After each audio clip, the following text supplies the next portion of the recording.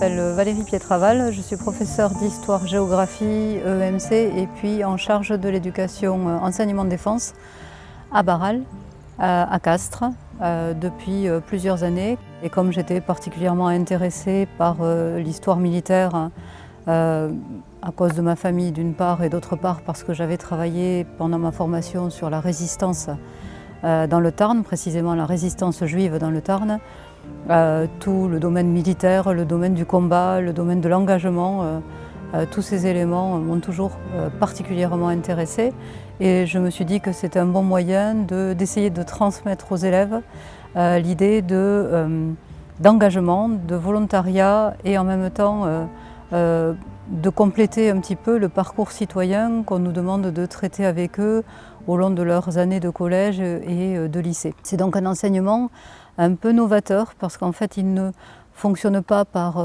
méthode traditionnelle de cours, de prise de notes systématique et encore moins d'évaluation. Il repose entièrement sur de l'engagement volontaire.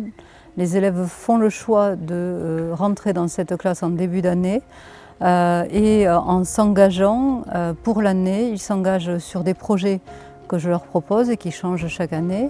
Cette année, le travail a été organisé autour d'un seul projet important qui consistait à explorer le lien armée-nation et à essayer de voir comment on pouvait, à notre échelle, essayer de l'intensifier, de le rendre plus visible aux yeux de la société civile.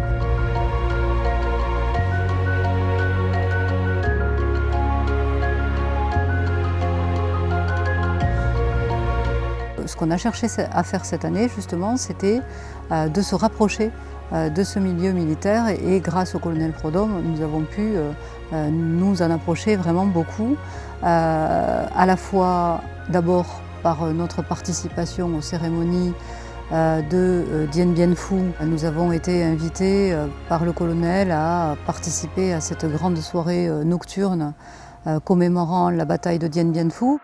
Beaucoup d'élèves n'avaient jamais entendu parler de la guerre d'Indochine et à cette occasion, ils se sont plongés dans les livres justement pour apprendre un peu plus ce qu'avait été cette guerre et quel avait été le comportement de nos soldats.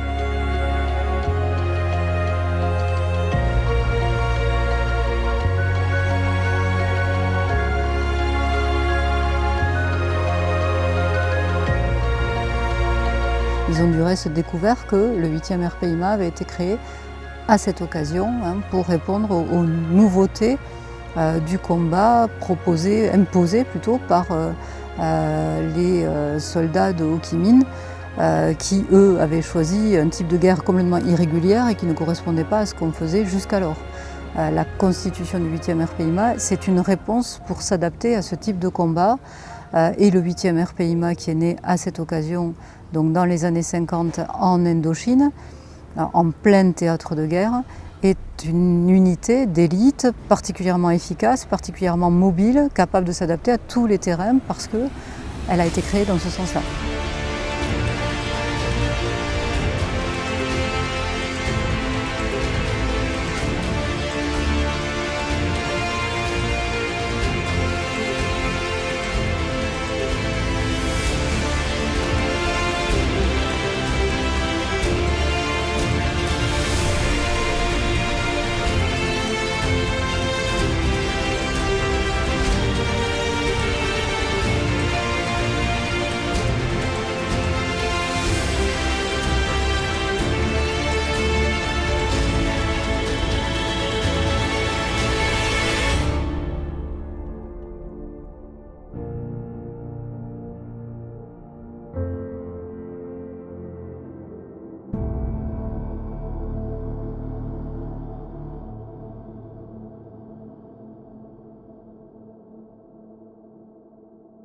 Le début de l'année scolaire, en septembre 2020, avait commencé par une démarche venant directement du 8e RPIMA qui avait organisé le 8 dans sa ville, qui avait investi donc tous les lieux publics de la ville, proposant diverses activités.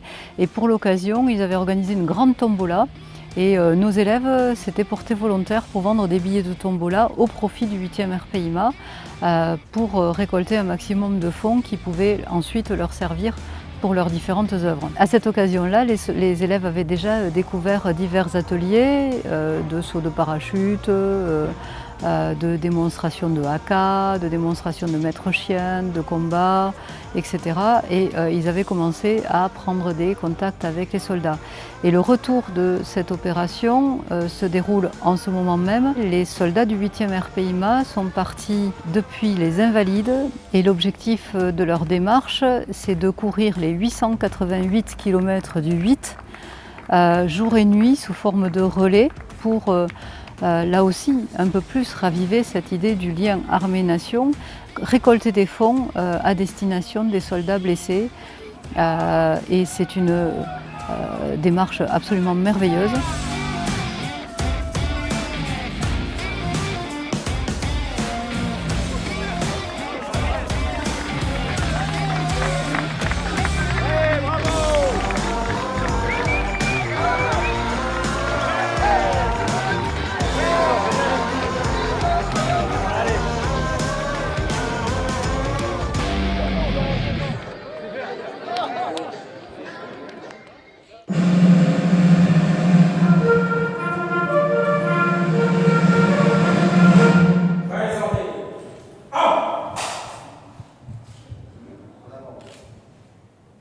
Il y a également eu l'organisation d'une cérémonie interne à Barral le 11 novembre 2020. Chaque année, en fait, nous organisons une petite cérémonie dans le hall de notre école au pied d'une plaque qui porte le nom de nos anciens élèves qui sont morts au champ d'honneur pendant la Grande Guerre. À cette occasion, le colonel a fait un discours particulièrement vibrant et les élèves ont eu la joie de remettre sur l'uniforme de chacun le bleuet traditionnel qui rappelle la mémoire des soldats morts pour la France. Ils ont lu des textes qu'ils avaient choisis, qui avaient été composés et qui rappelaient ces notions très fortes d'engagement pour sa nation, de combat pour une cause qui nous est chère et d'attachement à nos valeurs, qui sont les valeurs de la République, la liberté, l'égalité, la fraternité. André Comte-Sponville affirme que ce ne sont pas des valeurs qui font défaut, mais la capacité de les vivre. Pour les vivre, il faut les faire aimer, les enseigner et les défendre. L'important est de maintenir des oasis de résistance ou sauvegarder nos valeurs. L'humanité, la fraternité, voilà ce qu'il faut sauver envers et contre tout, rappelle le philosophe Edgar Morin. À tes illustres fils tombés pour la patrie, plutôt que souvenir, tu préfères l'oubli. À tes jeunes enfants disparus aujourd'hui, plutôt que bienveillance, tu préfères le mépris. Qu'adviendra-t-il de nous, ta jeune génération, parmi les injustices de tes institutions et le désintérêt de ta population? Ne saurons-nous jamais où part ton attention? Quel sort réserves-tu à ceux qui serviront? Nulle considération, seules quelques concessions. Pourtant, tu le sais bien, nous qui te chérissons. Allez, bon week-end.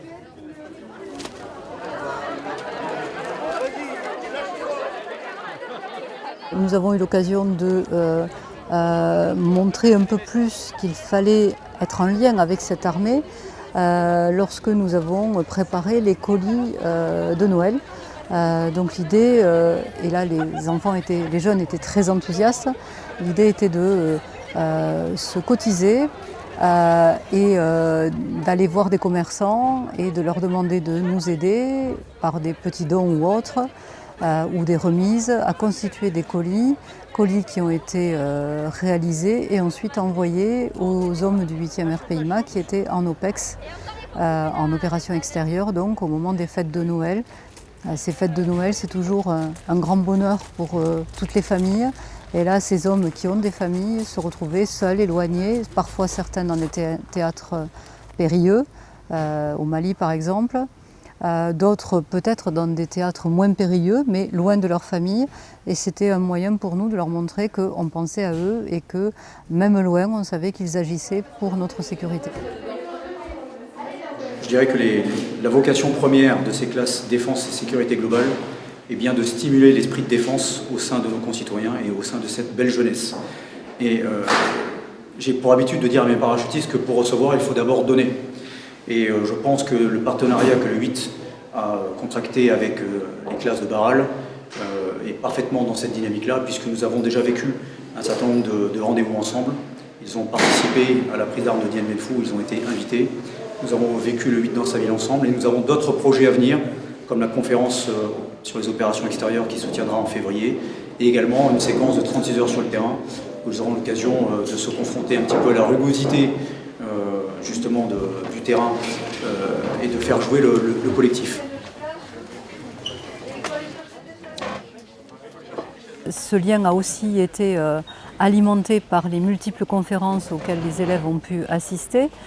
Il y en a une dernière là, du colonel Sanabre, qui est le nouveau délégué militaire départemental du Tarn, qui a fait une conférence sur les guerres hybrides et les guerres asymétriques. Ces conférences ont à la fois permis de développer donc les connaissances personnelles de chaque élève, leur ont aussi peut-être donné envie d'être un peu plus attentifs à leur actualité et à ce qui les entoure, et leur a peut-être aussi donné des clés pour mieux comprendre notre monde contemporain qui est de plus en plus complexe. C'est fini l'époque où on rassemblait à l'aube 150 000 hommes bleus, 150 000 hommes rouges, qui se tiraient à 150 mètres. Et puis une fois qu'on avait fini de tirer tous les boulets, toutes les balles, etc., on allait ramasser les morts, les blessés, on faisait le comptage. Bon, bah t'as gagné cette fois-ci, la prochaine fois c'est moi. Ça, c'est fini.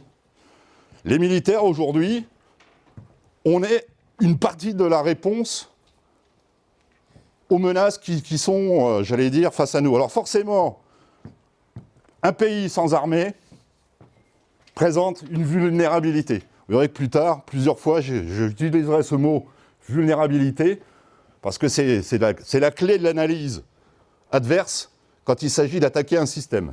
Il y a peu de chances qu'on reparte sur un conflit type conflagration mondiale, Deuxième Guerre mondiale ou Première Guerre mondiale. Les conflits vont être larvés, beaucoup plus difficiles à traiter que le conflit militaire pur, puisqu'à un moment, faute d'adversaire, on ne se bat plus, et qu'à la limite, c'est aux citoyens français, aux citoyens, quel que soit son pays d'ailleurs, d'être vigilants et de contribuer à cet effort de défense. En fait, la défense, aujourd'hui, et encore plus demain, c'est l'affaire de tous. C'est ça le message. Pour moi, c'est important. Super, merci beaucoup. Je vous remercie de écoutez, venir à cette conférence. Ça a été un plaisir. J'espère que c'était partagé. Avant d'intégrer la classe défense, j'avais de vagues connaissances sur le milieu militaire parce que ça m'intéressait. Mais j'ai appris beaucoup de choses et l'enseignement défense il m'a donné beaucoup de culture générale. Je pensais que l'armée ne faisait que les guerres. Et aujourd'hui, j'ai remarqué que son rôle était beaucoup plus important dans la nation. Et je pense que des classes défense comme celle-ci sont très importantes pour nous.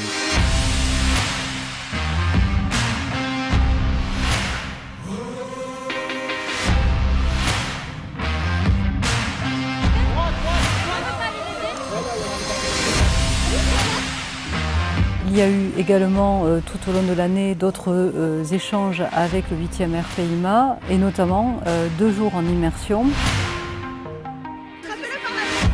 pendant lesquels les élèves ont pu faire un mini stage commando.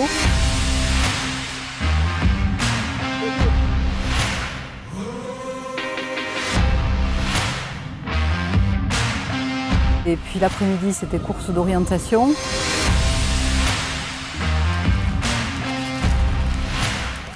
Merci pour votre état d'esprit, d'accord? C'est important, merci.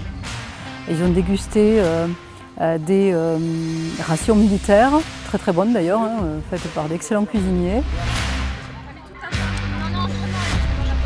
Il faut se mettre dans la tête qu'effectivement, on a des gens qui se battent, qui partent de leur territoire pour défendre des valeurs et qui reviennent et qui vont chez eux et qu'effectivement, ces gens-là côtoient aussi, ont des enfants qui eux aussi font partie aussi de la vie normale. On a une vie normale comme tous les autres. Donc c'est surtout ça, quoi. C'est souvent ce lien que j'aime bien mettre en avant. Durant cette journée, on a pu se rendre compte un peu de la difficulté du métier et de tout ce que font les militaires et qu'on ne savait pas forcément. Pour nous, c'est une façon d'avoir un vrai lien, quelque chose de plus concret. C'est l'occasion de démystifier un peu ce monde de l'armée. Je trouve que c'est quelque chose de très important aujourd'hui avec tout ce qui se passe actuellement, de découvrir qui protège notre pays.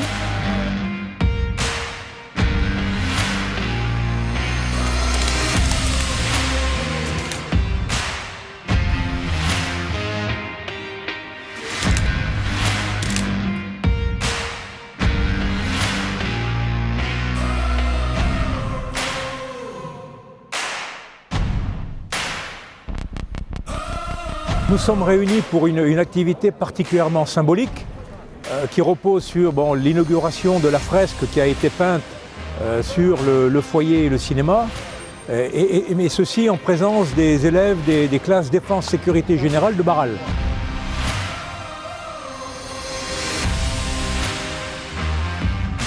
C'est une façon de faire vivre notre histoire, l'histoire du 8 bien sûr, mais aussi l'histoire de France et de porter nos valeurs. Voilà, et je trouve que c'est une belle histoire que de voir ces classes défense qui portent les valeurs de la France. C'est avant tout l'intéressement de ces jeunes à la nation et ce que ça représente et les différentes institutions de la nation. Une prise en compte de leur patrimoine, de la défense de la nation. Les jeunes qui viennent ici aujourd'hui, ils sont forcément conscients qu'on est un pays, ils sont forcément conscients qu'on a besoin d'une défense et ils sont forcément conscients qu'on est menacé d'une façon ou d'une autre. Donc pour nous, c'est très valorisant d'avoir ce genre de contact. Et puis c'est une fierté pour nous d'avoir ce lien avec ceux et celles qui vont certainement nous relever. Alors nous relever, pas nécessairement dans le milieu militaire, mais nous relever dans la construction ou l'évolution de la nation. Et vous êtes des acteurs et des actrices du lien armée-nation et vous êtes des porteurs de valeurs. Allez, parfait, merci. C'est bien. Le travail qu'on a essaimé tout au long de l'année a abouti à véritablement leur faire prendre conscience qu'il fallait s'engager et se prendre en main et se former en tant que citoyens. J'aimerais aussi qu'ils accentuent leur solidarité. C'est vrai qu'au cours des différentes conférences, y compris pendant la journée en immersion, on a insisté sur cette nécessité de s'entraider, d'être solidaire. Tout seul, on ne peut rien. En groupe, on peut beaucoup de choses. Tout seul, on est vite limité. Et cette notion de solidarité, ils l'ont travaillé en cours d'année. Certains ne pouvaient pas faire toutes les activités, ils se reposaient sur les épaules des autres. Pendant les 2 jours en immersion, certains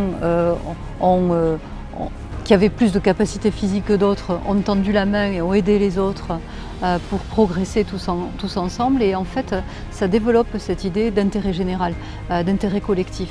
C'est-à-dire on marche comme une équipe. Et ça, j'aimerais bien qu'ils le gardent. Leur parcours annuel s'est clos avec ces 2 jours en immersion, riches en émotions, en exercice physique, en participation de tous, à la fois les élèves et les soldats qui les ont encadrés. Notre nation doit prendre conscience de tous les sacrifices faits par nos soldats. Et c'est important parce que c'est la garantie de la stabilité du futur. Un arbre tient par ses racines. Dans nos racines, il y a notre histoire, il y a notre mémoire et il y a ceux qui stabilisent les racines, c'est-à-dire nos armées. Et donc il est important que les élèves prennent conscience que nos soldats aujourd'hui sont les garants de notre sécurité permanente et de notre sécurité collective.